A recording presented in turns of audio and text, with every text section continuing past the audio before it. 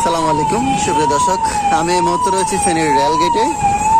শুনতে পাচ্ছেন সাইরন বাজতেছে, বোঝা যাচ্ছে যে কিছুক্ষণের মধ্যেই ট্রেন আসবে। আমরা যদি সিগন্যালটাকে একটু দেখিয়ে রাখি আপনাদের, এটি হচ্ছে সিগন্যাল এবং বার কিন্তু ইতিমধ্যে ফেলে রেখেছেন এখানকার দায়িত্বরত যারা রয়েছেন তারা, এবং এক পাশে কিন্তু ইতিমধ্যে তালাও লাগিয়ে দিয়েছেন যাতে করে কেউ এটা খুলতে না পারে।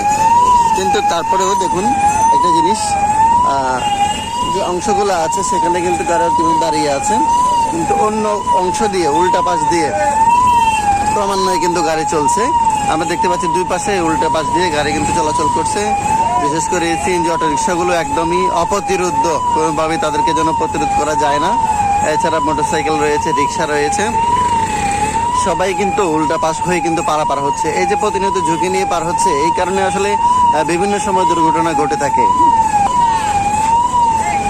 শুধু যে যানবাহন তা কিন্তু না, পথচারীরা কিন্তু এই চরম ঝুঁকি নিয়ে কিন্তু এই পারাপার হচ্ছেন। আমরা সাউন্ড শুনতে পাচ্ছি, ট্রেন কিন্তু ইতিমধ্যে চলে এসেছে, আপনাদের একটু দেখিয়ে রাখি।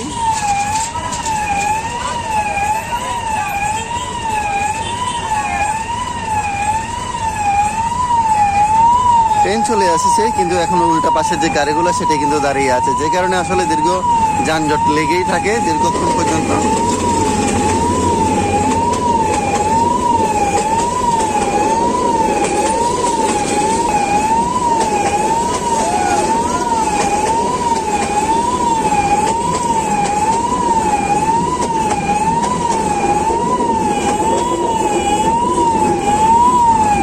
যেতে না যেতে কিন্তু আবার উল্টা পথের গাড়িগুলোই সবার আগে কিন্তু বের হয়ে যায়, যার কারণে এই যানজট দীর্ঘক্ষণ পর্যন্ত লেগে থাকে এবং সহজে এই যানজট কিন্তু ছুটে না।